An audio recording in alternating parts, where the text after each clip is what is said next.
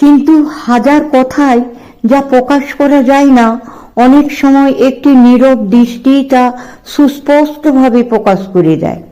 তেমনি একটি অনন্ত ভাষা ব্যক্ত নীরব দৃষ্টিতে ঠাকুরকে অভ্যর্থনা করে নরেন নিয়ে গেল একেবারে উপরের নিজের আস্তানায়।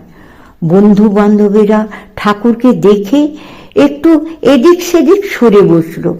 নরেনের সেই অগোছালো, অপরিষ্কার, অপরিচ্ছন্ন আস্তানা দেখে ঠাকুরের মনে কোনো বিকার নেই।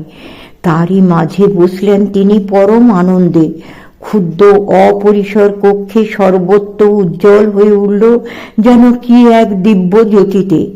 কিন্তু জ্যোতির যিনি আধার, তার মনে জ্যোতি অজ্যোতির প্রশ্ন কোথায়?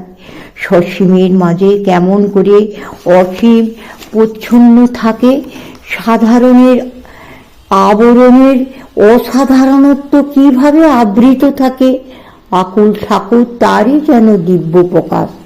গামছাই করে নরেনের জন্য সন্দেশ বেঁধে এনেছেন ঠাকুর সেই দক্ষিণেশ্বর থেকে। সাগ্রহে নরেনের হাতে সেই সন্দেশ দিয়ে বললেন, খা খা, তোর জন্যই এনেছি। সে কি শুধু সন্দেশ? তার মিষ্টত্ব তো শুধু ক্ষীর চিনির সংযোগী দানা বাঁধেনি। পরম পুরুষের প্রাণের অজস্র প্রীতি সুধা যে মিশিয়ে আছে তার প্রতিটি অনুপরমান্তে। নরেন গভীর প্রীতিতে সেই সন্দেশ নিয়ে বন্ধু বান্ধবদের দিলে, নিজেও খেতে লাগলো। নরেন খাচ্ছে, কিন্তু খাওয়ার তৃপ্তিটা যেন উপভোগ করতে লাগলেন ঠাকুর নিজেই। সন্দেশ খাওয়া শেষ হলে বললেন ঠাকুর, ওরে নরে, গান গা একটা। অনেকদিন তোর গান শুনিনি আমি। আহা, কি সুন্দরী যে গাইতে পারিস তুই। নরেন অমনি তানপুরা হাতে নিয়ে তার সুর বেঁধে ফেললে।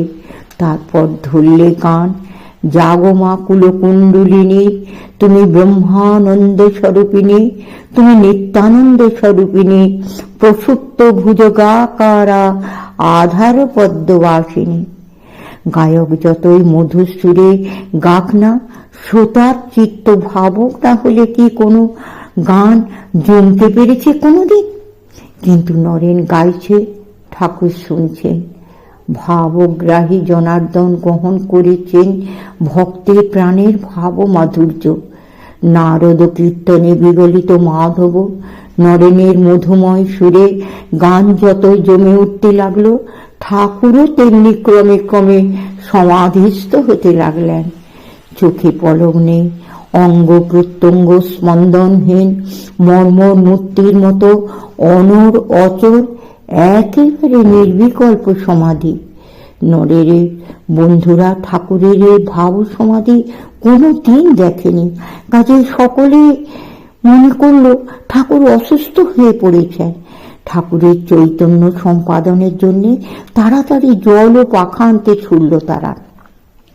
নরেন বাধা দিল না, বললে, না, ওসবের দরকার নেই, অসুস্থ উনি হননি। গান শুনতে শুনতে ভাব সমাধি হয়েছে, আবার গান শুনতে শুনতেই চৈতন্য হবে। নরেন আবার গান ধরল, একবার তেমনি তেমনি তেমনি করে নাচনা শ্যামাদি গম্বুরি। নরেনের কথাই ঠিক হলো। গান শুনতে শুনতে ঠাকুর চৈতন্য লাভ করে উঠে বসলেন। যোগ নিদ্রা ভঙ্গ করে জেগে উঠলেন যেন যোগেশ্বর শ্রীকৃষ্ণ। দক্ষিণেশ্বরে যাবি? সতীষ্ণ নেত্রী নরেনের দিকে চেয়ে জিজ্ঞাসা করলেন ঠাকুর। চল না, চল আমার সঙ্গে। কতদিন যাসনি, আবার এক্ষুনি না হয় ফিরে আসিস। তদ্দণ্ডেই রাজি হয়ে গেল নরেন।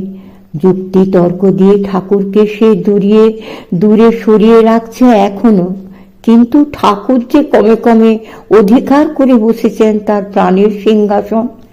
বইপত্র তেমনি পড়ে থাকলো, কেবল তানপুরাকে তুলে রেখে নরেন চলল ঠাকুরের সঙ্গে দক্ষিণেশ্বরে।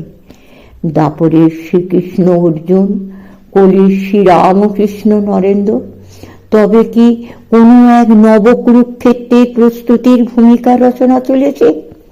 যদা যদা হি ধর্মস্য গ্লানির্ভবতি ভারত অভ্যুত্থানমধর্মস্য তদাত্মানং সৃজাম্যহম। ধর্মের গ্লানি এবং অধর্মের অভ্যুত্থান দেখে ধরার ধুলায় নেমেছেন কি তবে নবরূপী নারায়ণ?